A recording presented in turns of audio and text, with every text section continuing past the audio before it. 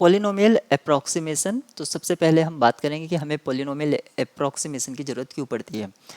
Mathematics में कुछ ऐसे फंक्शन है जिसको इंटीग्रेट करना या उसके बारे में कोई इन्फॉर्मेशन एक्सट्रैक्ट करने में हमें बहुत ही प्रॉब्लम आती है। लेकिन अगर हम उस पॉलिनोमियल को उस फंक्शन को पॉलिनोमियल में लिख पाएँ तो उस फंक्शन की बारे में इंफॉर्मेशन हम इजीली एक्सट्रैक्ट कर सकते हैं। यानी कि हम उसका डिफरेंशिएशन, उसका इंटीग्रेशन या जो अदर ऑपरेशंस हैं या मैथमेटिकल टूल्स हैं हमारे पास, उसको हम उनकी हेल्प से हम उसकी इंफॉर्मेशन निकाल सकते हैं। तो कुछ हमारे पास ऐसे फंक्शन हैं जिसको हम सिंपली इंटीग्रेट नहीं कर सकते हैं, लेकिन टेलर्स एक मैथमेटिशियन ने हमें एक तरीका मेथड दिया जिसकी हेल्प से हम किसी भी फंक्शन को एक तरह से पॉलिनोमियल में लिख पाएंगे, लेकिन वो जो पॉलिनोमियल एक्सप्रेशन होगा वो एक तरह से उस फंक्शन का अप्रॉक्सीमेशन होगा, ना कि एक एग्जैक्ट होगा। एग्जैक्ट फॉर्म में हम उसको नहीं लिख पाएंगे, कभी कभी लिख पाएंगे, कभी नहीं लिख पाएंगे, लेकिन हमेशा नहीं होगा। तो सबसे पहले है एक हमें फंक्शन, सिंपल सा फंक्शन दे रखा है, सपोज कर लीजिए वो फंक्शन है हमारे पास e raise to the power x। इस फंक्शन को हमें near x equals to 0 approximate करना है, जो आप मेरे स्क्रीन पर यहाँ पर देख रहे हैं।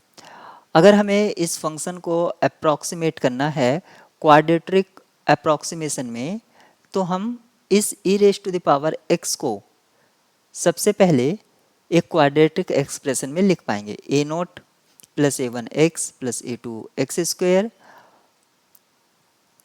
अगर हमें इसको लिखना है तो हमें यहाँ पर ए नोट, a1 और a2 इन सब की वैल्यू पता होनी चाहिए। इनकी वैल्यू अगर हमें पता करना है तो सबसे पहले मैं इस गिवन जो इक्वेशन 1 है x इक्वल्स टू 0 सब्सटीट्यूट कर देता हूँ। x इक्वल्स टू 0 सब्सटीट्यूट करने पर मुझे f0 equals to a note मिलता है। आप यहाँ पर देख सकते हैं f0 equals to a note. और f0 की अगर मैं यहाँ से वैल्यू निकालता हूँ तो वो क्या होगा, e raise to the power 0 और e raise to the power 0 का वैल्यू 1। अब हमारे पास जो दो अननोन बचे हैं वो बचे हैं a1 और a2। a1 और a2 को अगर हमें फाइंड आउट करना है तो गिवन इक्वेशन 1 को, जो हमारे पास इक्वेशन 1 है, उसको आप डिफ्रेंशिएट कर दीजिए with respect to x and substitute x equals to 0। उससे हमें क्या होगा कि हमें एक इक्वेशन मिलेगी a1 प्लस 2a2x, एक लीनियर इक्वेशन मिल जाएगी। और जैसे ही हम x इक्वल्स टू 0 इसमें सब्सटीट्यूट करेंगे तो हमें a1 का वैल्यू मिल जाएगा। तो f prime 0 equals to a1 हमें इस तरह से, आप यहाँ पर देखेंगे लास्ट लाइन में मिल चुका है, f prime 0 equals to a1।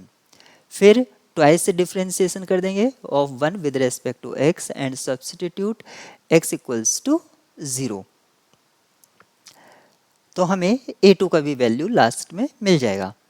अब f प्राइम 0 इसका वैल्यू हमें कैसे निकालना है, तो हमारे पास जो फंक्शन था वो f(x) equals to e raise to the power x था। इसका जो डेरिवेटिव होगा वो क्या होगा, f prime x equals to e raise to the power x। और अगर हमें f प्राइम एट 0 फाइंड करना है तो वो क्या होगा, e raise to the power 0 again 1।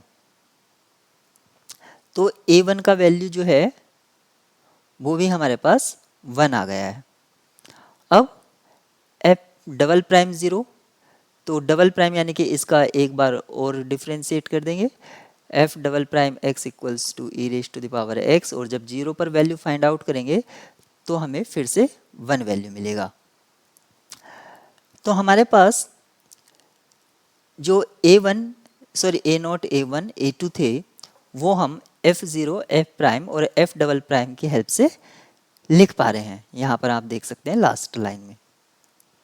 और f0, f prime 0, f double prime 0/2 ये सभी वैल्यू हमें नोन है। जो वैल्यू हमें नोन है वो आप पुट कर देंगे तो हमें ये एक एक्सप्रेशन यहाँ पर मिल गया जो हमें क्वाड्रेटिक एक्सप्रेशन चाहिए था। अब ये जो एक्सप्रेशन आया है ये एफ एक्स का आया है, और एफ एक्स क्या था हमारे पास, a raise to the power x, यानी कि एक्सपोनेंशियल फंक्शन। ये अप्रॉक्सीमेशन है, ना कि एग्जैक्ट। तो हम किसी भी फंक्शन को पॉलिनोमियल नेचर में लिख पाएंगे।